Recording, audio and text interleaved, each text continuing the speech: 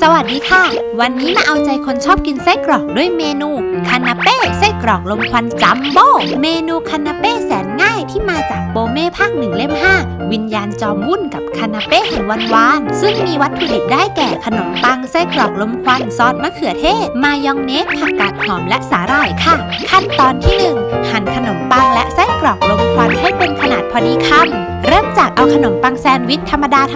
มากดให้เป็นรูปร่างน่ารักด้วยพิมพ์กดขนมปังขนาดพอดีคำซึ่งพิมพ์กดขนมปังนี้น้องๆสามารถใช้พิมพ์กดคุกกี้แทนก็ได้ค่ะหาซื้อได้ตามห้างสรรพสินค้าทั่วไปหรือว่าร้านที่ขายอุปกรณ์เกี่ยวกับเบเกอรี่พิมพ์แบบนี้เราสามารถเอามากดขนมปังหรือว่าผักต่างๆเพื่อตกแต่งจานให้น่ารักได้อีกด้วยค่ะหั่นขนมปังเรียบร้อยแล้วก็มาหั่นไส้กรอกลมควันต่อไส้กรอกลมควันที่เราใช้เป็นไส้กรอกลมควันขนาดเล็กดังนั้นเราก็หั่นแค่ครึ่งเดียวก็พอค่ะเตรียม2อย่างนี้ก็เสร็จแล้วค่ะสำหรับขั้นตอนที่1เข้าสู่ขั้นตอนที่2ตกแต่งไส้กรอกให้น่ารักด้วยสาหร่าย